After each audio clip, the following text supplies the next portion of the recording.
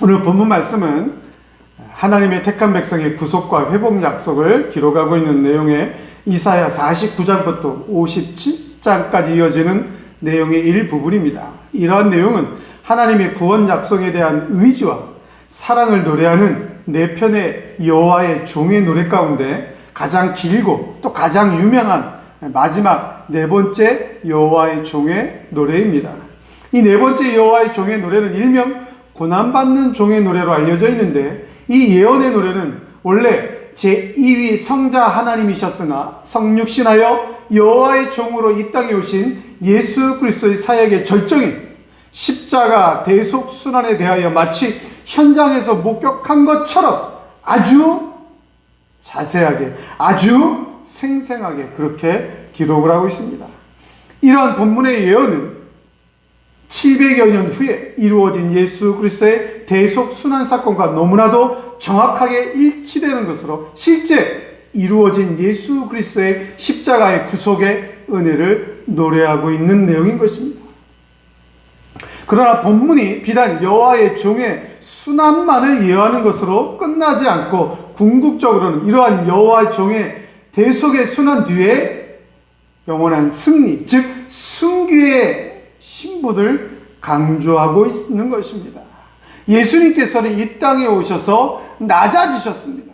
예수님이 이 땅에 오신 것 자체가 낮아지시는 비하의 신분을 이 세상 가운데에서 기록을 하고 있습니다. 그러나 예수님의 그 신분은 본래 하나님과 동등된 신분이시기 때문에 십자가의 대속의 죽음으로 그 비하의 신분이 끝나고 부활과 승천과 하나님 보좌 우편에 앉아 계신 그 놀라운 승귀의 신분을 오늘 성경의 본문은 강조하고 있는 것입니다.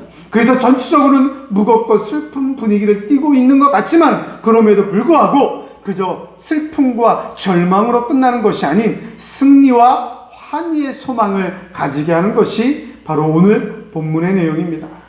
오늘 종료주일을 맞이하여 또한 월요일부터 시작되는 금요일까지의 이 고난주간의 한 주간을 보내면서 우리 성도님들은 오늘 본문 말씀, 이 성경의 말씀을 통하여 우리 구주 예수 그리스도의 고난을 깊이 묵상하면서 오늘 본문이 말씀하는 것처럼 예수님의 십자가의 사건은 그저 죽음으로 끝나는, 세상에서 말하는 것처럼 장례로 슬픔으로 끝나는 내용이 아니라 우리에게 주시는 영원한 부활, 영원한 승리의 소망인 것을 다시 한번 가슴에 새기면서 예수님께서 십자가의 그 대속의 사건이 우리에게 주는 의미가 무엇인지 깊이 깨닫는 은혜가 우리 모두에게 있기를 주님의 이름으로 간절히 축원합니다.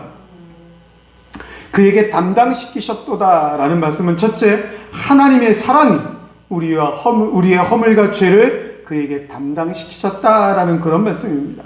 우리 본문 5절 말씀을 같이 한번 읽겠습니다. 5절입니다.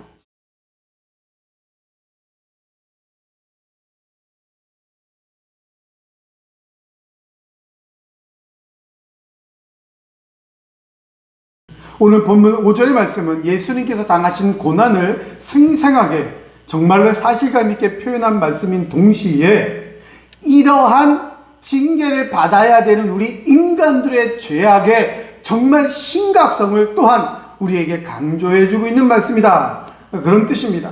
오늘 본문에 찔리다, 예수님께서 찔리셨는데 이 찔리다라는 말은 문자적으로는 구멍을 뚫는 것을 의미하는 것으로 메시아가, 예수 그리스도가 당할 고난, 그것은 바로 어떠한 고난이었는가, 그 고통을 총체적으로 표현해주고 있는 것입니다. 예수님이 어디에 찔리셨습니까? 실제로 예수님은 사람들이 만들어 놓은 큰 가시 면류관에 머리가 찔리셨습니다. 또한 사람들이 만든 큰 대못에 손과 발이 찔리셨습니다. 또한 십자가에 매달아서 성경의 예언을 응하게 하기 위하여, 다리를 꺾지 않기 위하여 큰 창으로 옆구리에 찔림을 당하셨습니다. 이렇게 예수님은 찔림을 당하셔서 실제로 그 찔리는 곳에서 모든 피한물을 쏟아내셨다라는 것입니다. 그리고 본문에 또 상한다라는 말은, 이 말은 단순히 피부가 벗겨지는, 무엇이 살이 좀 썩는 그런 정도의 상함을 나타내는 말이 아니라 뼈가 완전히 으스러지는 것처럼 치명적인 고통의 상태, 사람의 몸이 도저히 감당할 수 없는, 견디기 힘든 고난의 상태를 표현하는 말인 것입니다. 그리고 징계를 당한다라는 말은 부모가 자식을 바로잡기 위하여 엄히 꾸짖는 징계를 나타내는 말로서 말이면서 또한 채찍에 맞다라는 말은 매질과 큰 상처를 나타내는 말로서 마태복음 27장에 나오는 십자가 형벌의 내용을 그대로 다 표현해주고 있는 것입니다. 실제로 마태복음 27장에 보면 예수님께서는 로마 병정에 잡혀가셔서 그 빌라도의 뜰 안에서 수많은 고난을 당하셨습니다. 병정들의 채찍에 맞아 살점이 떨어져 나가는 그러한 고난을 당하신 것입니다. 여러분, 예수님께서 당하신 고난, 육체적으로 사람이 정말 감당하기 힘든 고난입니다. 바늘로 손만 한번 살짝 찔러 보십시오. 얼마나 고통스럽습니까? 아니, 맛있는 생선구이를 먹다가 그 생선가시에 한번 목이 찔러 보십시오. 얼마나 고통스럽습니까? 그러한 육신의 고통, 이러한 조그마한 육신의 고통도 우리들은 견디기 힘든데, 예수님은 지금 큰 가시에 머리가 찔려서, 그리고 그 가시에 면류관을 쓰고 있는 예수님의 머리를 병정들이 때려서, 그 맞을 때마다 가시가 점점점 예수님의 머리를 깊이 찔러서 피가 나고, 이 손 두 뼈 사이에 큰 대못이 예수님을 받고, 그 예수님이 십자가에 달렸을 때에 그 무게를 떠받치는 것을 오히려 위로 떠받치기 위하여 발에 대못을 받고 병정들의 창으로 옆구리를 찔렀습니다. 예수님이 당하신 육신적인 고난, 채찍에 맞으실 때마다 살점이 떨어져 나가는, 이것이 살인지 사람의 살인지 온통 피인지 알 수 없을 정도의 그 육신적인 고난, 여러분, 예수님이 당하신 고난이 이게 다라고 생각하십니까? 절대로 아닙니다. 3절과 4절의 말씀을 보면 그는 멸시를 받아서 사람에게 실어버린 바 되었으며 간고를 많이 겪었으며 질고를 하는 자라, 마치 사람들에게 얼굴을 가리우고 보지 않음을 받는 자 같아서 멸시를 당하였고 우리도 그를 귀히 여기지 아니하였도다. 그는 실로 우리의 질고를 지고 우리의 슬픔을 당하였거늘 우리는 생각하기를 그는 징벌을 받아서 하나님에게 맞으며 고난을 당한다 하였노라. 멸시를 받았다고 했습니다. 이 멸시를 받았다는 말이 무엇입니까? 무가치한 것으로 여기고 무시한다는 말입니다. 메시아가 하나님이 이 세상에 왔는데 하나님의 피조물인 우리 인간들이 오히려 그 하나님을 무시하고 무력했다라는 것입니다. 인격적으로 못 얻겠다라는 것입니다. 우리는 그런데도 생각하기를 예수님은 우리의 죄 때문에 그 말할 수 없는 육신적인 고통을 당하시는데, 우리는 생각하기를, 우리 자신은 우리 스스로 생각하기를 예수님이 당하는 그 고난은 너 때문에, 너 당사자 때문에, 너의 죄 때문에 너가 하나님께 맞는 것이다. 나하고는 아무 상관이 없다. 그렇게 우리는 우리 스스로를 교만하게, 나는 죄가 없는 것처럼, 오히려 예수님이 죄가 있는 것처럼 그렇게 멸시하고 우리의 입술을 열어 저주했다라는 것입니다. 신명기 21장 23절에 나무에 달린 자마다 하나님께 저주를 받는 자니라 라는 그 말씀을 우리는 감히 예수님께 인용하여서, 십자가에 달린 거 보니까 하나님께 저주받은 자구나 라고 우리가 그렇게 손가락질하고 예수님을 모독하였다라는 것입니다. 즉 예수님이 당하신 고난, 하나님이 예수님께 당당시키신 그 고난, 그것은 육신적 정신적으로 도저히 사람으로서는 감당할 수 없는 고난이신 것, 하나님의 백성들에게조차 배척당하시고 철저히 외면당하시면서 육체적으로는 심히 찔리시고 상하고 매질당하신 고난, 그것은 바로 우리 때문이다라는 것입니다. 저와 여러분 때문인 것입니다. 예수님이 지금 오늘 성경에 보니까 당하신 모든 그 고난은, 육신적인 정신적인 고난은 바로 우리의 허물 때문이다. 이 5절에 말씀하는 허물은 변절하고 반역하는 것을 의미하는 것으로서 사소한 실수, 연약함, 나약함, 그런 범죄가 아니라 근본적인 죄악의 상태, 즉 하나님을 향한 인간의 근본적인 반대의 배척, 죄악의 상태를 의미하는 것입니다. 즉 여러분, 우리가 태어날 때부터 가지고 있는 허물이 무엇입니까? 아담의 범죄 이후에 가지고 있는 허물. 우리 인간들 스스로는 하나님을 배척할 수밖에 없는 허물, 하나님을 반대할 수밖에 없는 허물, 하나님을 대적할 수밖에 없는 허물. 그래서 전능하신 하나님과는, 창조주 하나님과는 절대 화목의 관계가 될 수 없는 허물, 하나님의 징계를 받아서 저 영원한 지옥불에 내던져질 수밖에 없는 그 허물, 그 허물 때문에 예수님이 하나님 앞에 그 육신적, 정신적 모든 고난을, 고통을 당하신 것이다 라는 것입니다. 우리가 피를 흘리며 살을 찢고 우리의 머리를 쪼개어 제물로 바친다 한들 우리의 생명 가지고는 도저히 하나님의 그 죄악을 향한 진노를 감당할 수 없기에, 구원받을 수 없기에 하나님의 그 진노를 받아내야 할 만한 대상이 필요했기에, 전혀 죄가 없는 완전히 의로운 제물이 필요했기에 하나님의 진노를 단번에 받아내어 단번에 용서를 받아낼 수 있는, 단번에 화목한 관계로 회복시킬 만한 그러한 제물이 필요했기에 하나님은 우리의 허물을, 우리의 죄악을 예수 그리스도에게 담당시키신 것입니다. 성도 여러분, 세상의 모든 종교가, 세상의 그 어떤 종교가 우리의 죄악을 용서해주는 종교가 있습니까? 사람들이 마음이 어눌하고 무겁고 힘들 때 종교의 힘을 의지하게 돼요. 그런데 여러분, 세상의 모든 종교들을 한번 보십시오. 그 종교 자체가 인간을 시원하게 해줍니까? 구원을 해줍니까? 아닙니다.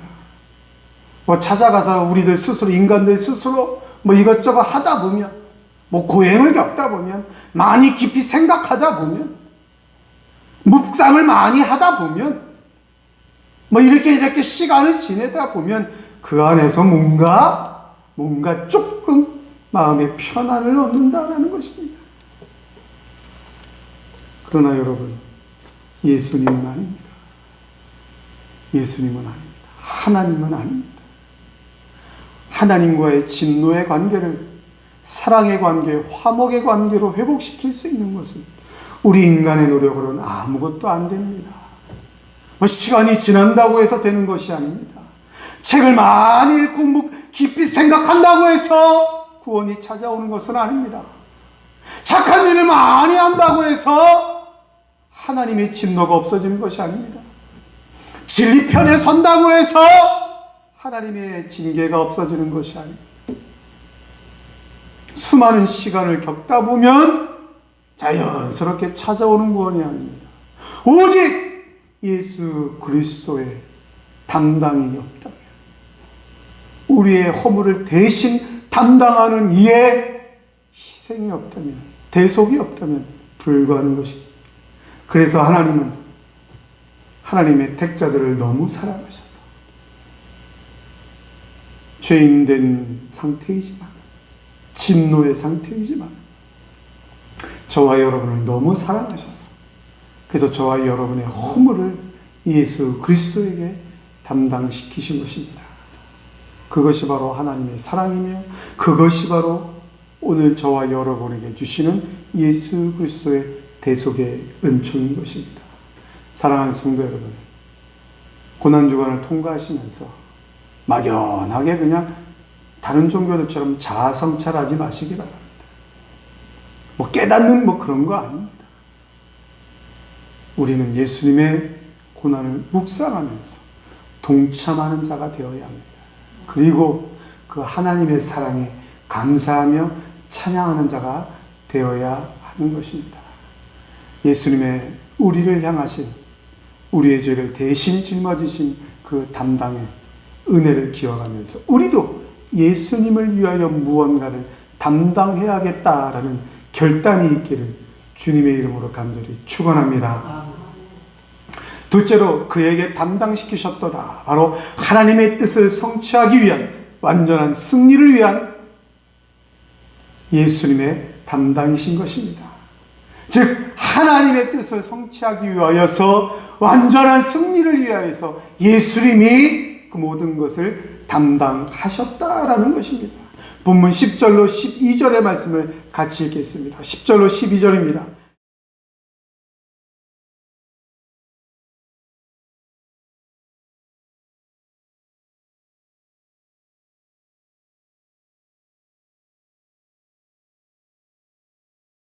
오늘 본문 말씀에 보면 여호와 하나님께서 예수 그리스도로 상함을 받게 하시기를 원하셨다라고 표현하고 있습니다. 기록하고 있습니다. 이 말씀의 의미는 즐거이 원했다라는 뜻입니다. 즉 여호와 하나님께서 그 의로운 독생자 예수 그리스도로 하여금 부당한 순환과 죽임을 당하게 하는 그것을 마음에 즐거이 기뻐하셨다. 즉 독생자 예수 그리스도가 이 땅에 오셔 대속의 제물이 되어 수없는 고난을 당하시는 것을 오히려 기뻐하셨다. 왜냐? 그만큼 저와 여러분을, 하나님의 택한 백성들을 사랑하셨다라는 것입니다. 그리고 십자가 반절에 그의 손으로 여호와께서 기뻐하시는 뜻을 성취하시로다라는 말은, 그리고 여호와의 뜻이 그의 손 안에서 번영하실 것이다, 그런 뜻입니다. 즉 메시아가, 예수 그리스도가 자신의 의지로 기꺼이 여호와 하나님께서 원하시는 바 속건제물이 되어 무죄한 피로서 많은 죄인을 살리는 여호와 하나님의 구속사역을 이루는 것을 즐거워하셨다. 그래서 그 사역으로 말미암아 번영하실 것이다. 즉 예수 그리스도를 통해서만 온전하게 되며 왕성해질 것이다. 하나님의 구속의 뜻이, 하나님의 구속사역의 그 뜻이 예수 그리스도를 통해서만 완전해진다라는 것입니다. 11절에 자기 영혼에 수고하는 것을 보고 만족하게 여기실 것이다 라는 말씀은 메시아의 순환과 대속 죽음으로 만들어지는 결과를 예언하는 말씀으로, 메시아가 자신의 희생으로 말미암아 매우 가치 있는 열매를 맺히게 되는 것을 보고 과거의 아픔을 다 잊고 기뻐할 것이다. 즉 예수 그리스도의 그 고통의 결과 수많은 그리스도인들이, 수많은 하나님의 자녀들이 구원받게 되는, 즉 하나님의 뜻이 성취되는 것을 보고, 그 결과를 보고, 그 열매를 보고 더할 나위 없이 예수님이 만족하실 것이다, 그런 뜻인 것입니다. 그리고 강한 자와 함께 탈취한 것을 나누게 하리니 라는 말씀은 여호와께서 메시아로 하여금 열방의 왕들을 약탄물로 얻게 하신다는 의미로서 메시아가 최후의 승리자가 되어 그들로부터 경배를 받으실 것이다, 그런 뜻입니다. 그리고 12절 마지막 부분에 그러나 그가 많은 사람의 죄를 담당하여 범죄자를 위하여 기도하였느니라 이렇게 기록되어 있습니다. 이 말씀은 그러나 그 자신은 많은 사람의 죄를 짊어졌고 범죄자들을 위하여 기도하실 것이다, 그런 뜻입니다. 이 기도한다라는 말의 시브리어 원문의 시제는 미완료 시제로서 지속적인 활동을 나타내는 것입니다. 즉 메시아 예수 그리스도가 자기 영혼을 사망에 이르도록 쏟아붓는 그 십자가 사건, 십자가의 구원의 은총은 완료되었지만 예수 그리스도가 범죄자 중 한 사람으로 헤아림을 받은 그것도 그 당시로 끝났다라는 것입니다. 예수님은 더 이상 죄인이 아니다라는 것입니다. 예수님은 더 이상 사람들로 하여금 죄인 취급을 받을 필요가 없다라는 것입니다. 즉 예수님의 십자가의 구속의 은총은 그 한순간 그 한 몸으로 완전히 끝났다 라는 것입니다. 그리고 오히려 세상이 끝나는 그날까지 그 죄인들을 향한 예수님의 기도가 계속된다. 세상 끝날까지 계속된다라는 사실을 강조하고 있는 것입니다. 여러분, 오늘 성경 말씀이 우리에게 강조하고 있는 것이 무엇입니까? 그것은 바로 예수님이 직접 하셨다는 것입니다. 우리의 죄를 위하여, 우리의 허물을 위하여, 하나님의 그 구속사역 완성을 위하여 예수님이 하신 일이 있다는 것입니다. 그 예수님이 하신 일은 십자가를 치는, 인간으로서는 도저히 상상할 수도 없는 고통과 고난이지만 그러나 예수님은 그것을 기쁘게 감당하셨다는 것입니다. 왜? 그 일 이후에 하나님의 택한 자녀들이 구원받는 것을 좋아하셨기 때문에. 지금 눈앞에 있는 십자가의 고난이 아니라 그 후에 얻어지는 결과, 그 후에 얻어지는 열매, 그것을 보시고 만족함으로 십자가의 구속사역을 감당하셨다라는 것입니다. 그리고 그 일로 예수님이 십자가의 죽음으로 끝났느냐? 오히려 그 일로 인하여서 모든 세상으로부터 칭송을 받는, 찬양을 받는, 영광을 받는 결과를 나타내 주시기 위하여 예수님은 그 고난을 친히 감당하신 것입니다. 성도 여러분, 예수님이 당하신 고난, 사람으로서는 정말 감당할 수 없는, 생각할 수 없는 고난입니다.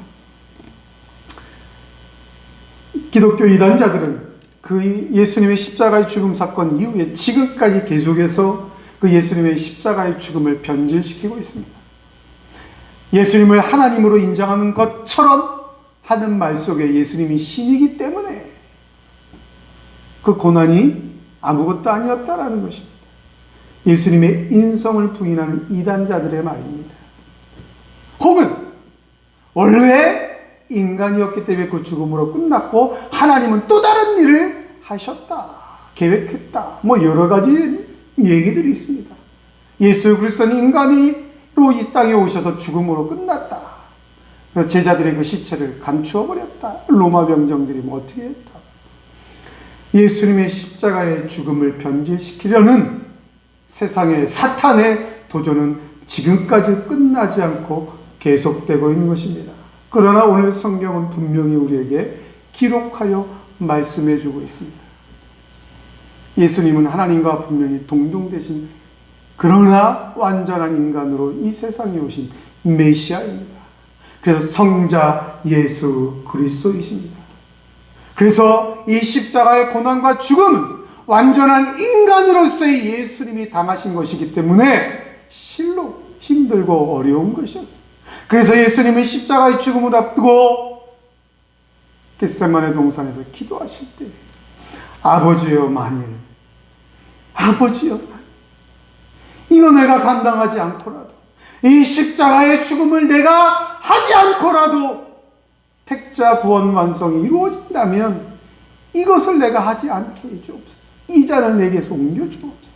그러나 내 뜻대로 마옵시고 인간 예수 그리스도의 뜻대로 마옵시고 전능하신 창조주 성부 하나님 아버지의 뜻대로 하옵소서 라고 기도하신 것입니다. 그리고 택자 구원 완성을 향한 하나님의 뜻이, 처음부터 하나님이 세워놓으신 방법이 하나님을 대적하는, 하나님을 반대하는 불신자를 향한 하나님의 징계와 진노의 방법이 완전한 제물이 필요하다라는 그 하나님의 방법을 변질시키지 않고 그대로 이루기 위하여 성자 예수 그리스도가 십자가를 지는 그 구원 사역을 완성하신 것입니다. 예수님은 그래서 친히 그 사명을 감당하신 것입니다. 사랑하는 성도 여러분, 세상에서 말하는 죽음은 어떤 것입니까? 세상에서 말하는 죽음은 실패입니다. 그냥 끝입니다.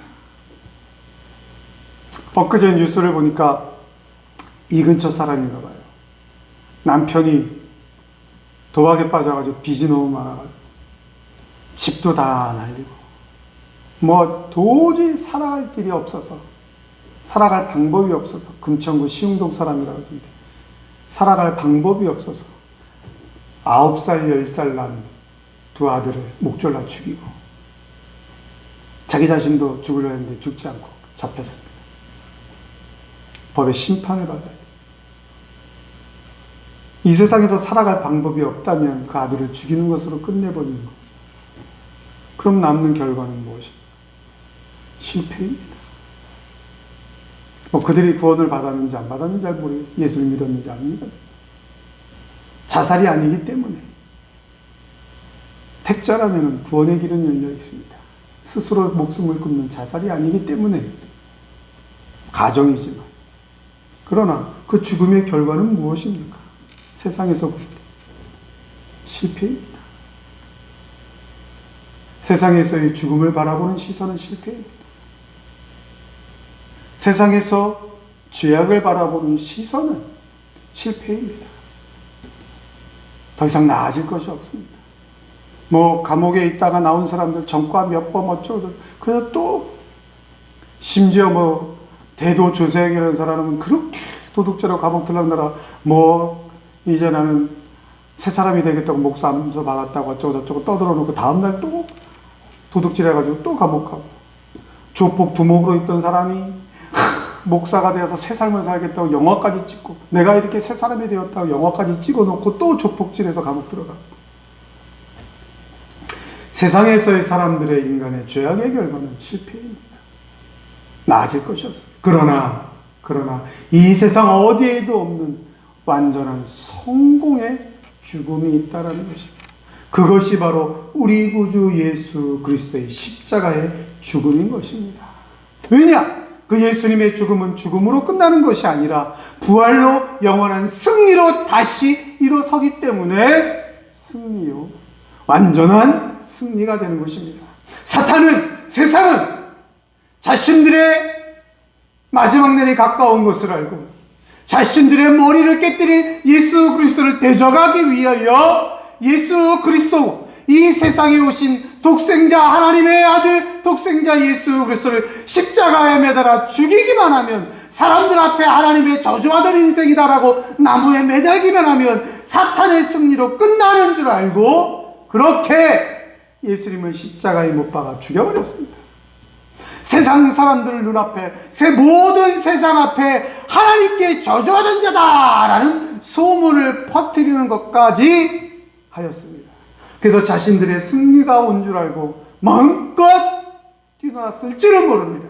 그러나 창세기 3장 15절에 하나님이 친히 예언한 말씀인 것처럼 그 말씀대로 사단이 너의 발뒤꿈치를 상하게 할 것이다. 여인의 후손으로 오느니라 너의 머리를 상하게 할 것이다. 즉 사탄은 자신이 예수님을 향하여 대적하여 승리하는 줄 알았지만 겨우 발뒤꿈치 깨무는 거였습니다. 십자가에 매달아 하나님의 저주받은 인생이라고 그렇게 사람들 앞에 소문을 내면 사탄이 승리한 줄 알았는데 겨우 발뒤꿈치 깨무는 정도였습니다. 그러나 오히려 그 일이 사탄의 머리를 깨뜨려 부숴버려요. 즉 사탄이 가지고 있는 그 죄와 사망의 권세를 완전히 깨뜨려버리는, 그래서 부활로 승천으로 하나님의 택자들에게 영원한 승리를 주시는 것으로 하나님이 이루신 사명인 것입니다. 그래서 예수님은 그 십자가의 고난을, 십자가의 죽음을 힘있게 기뻐하며 자원하는 마음으로 담당하신 것입니다. 사랑하는 성도 여러분, 세상에 많은 기념일이 있듯이 기독교에도 많은 기념일이 있습니다. 세상에 많은 사람들이 기념일을 지키듯이 즐거운 날은 즐거운 대로, 또 애도하는 날은 애도하는 대로 지키듯이 기독교에도 수많은 기념일이 있습니다. 성탄절, 기쁨과 축복의 날입니다.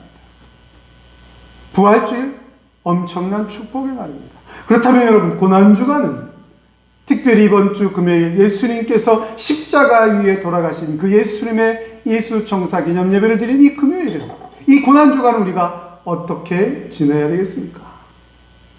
그저 슬피 울며 고통 가운데 지내야 되겠습니까? 물론 예수님의 고난을 생각하며 나의 죄를 위하여, 나의 죄 때문에 대신 수 없는 고난을 당하신 예수님의 고난을 생각하며 경건하게 보내야 되는 건 당연한 것입니다. 꼭 고난주간이 아니라도 우리는 늘 경건한 삶을 살아야 되기 때문입니다. 그러나 그것보다 더 중요한 것이 있습니다. 예수님이 이 십자가를 지는 사명을 어떻게 감당했느냐라는 것입니다. 사람으로서 도저히 생각하고 싶지도 않은, 한 대 맞을 때마다 그 채찍에 달려있는 뼈 조각 때문에 살점이 툭툭 떨어져가 피투성이가 되고, 뺨을 맞고 얼굴을 맞아서 피가 흐르고 침뱉음을 당하는 인격적인 모독과 함께 정신적인 고통과 함께 육신적인 죽을 것 같은 고통과 함께 결과적으로 십자가에 달려 돌아가시게 되는 그 사명을 예수님이 어떻게 감당하셨느냐라는 것입니다. 예수님은 그 고난의 사명을, 고통의 사명을, 뒤에 오는 결과를 미리 아시고 기쁨으로 담당하셨습니다. 마음에 원하여서 담당하셨습니다. 그렇다면 우리는 예수 믿는 신앙인으로, 기독교라는 종교인이 아닌 예수 그리스도를 믿는 하나님 아버지 앞에 예배드리는 신앙인으로 우리는 신앙인의 사명을 어떻게 감당해야 되느냐라는 것입니다. 예수님처럼 우리도 그 뒤의 열매를, 그 뒤의 결과를 생각하며 기쁨으로 힘있게 감당해야 되지 않겠습니까? 저는 고난주간을 이렇게 보내야 된다고 생각을 합니다. 예수님이 우리를 위하여 그 십자가의 사명을 힘있게 기쁨으로 자원하는 마음으로 감당하신 것처럼 우리도 그렇게 신앙인의 사명을 감당하게 해달라고 다시 한번 하나님 앞에 기도하면서 그렇게 이 고난주간을 보내야 된다. 저는 그렇게 생각을 하고 있습니다. 사랑하는 성도 여러분, 하나님은 분명 우리의 모든 것 때문에 예수 그리스도에게 담당시키셨습니다. 우리가 당해야 되는 고난도 슬픔도 예수 그리스도에게 담당시키셨습니다. 예수님은 그 사명을 힘있게 자원하는 마음으로 기쁨으로 담당하셨습니다. 그 결과는 우리도 똑같은 부활과 영원한 생명의 승리인 것입니다. 예수님이 이루신 부활과 영원한 생명의 승리를 우리의 온 믿음으로 받으시고 우리도 이 세상을 사는 동안에 신앙인답게 예수님의 사명, 그 하나님의 사명을 기쁨으로 자원한 마음으로 담당하셔서 감당하셔서 그 뒤에 오는 모든 결과로 하나님 앞에 영광을 올려드리시기를 주님의 이름으로 간절히 축원합니다. 축원합니다.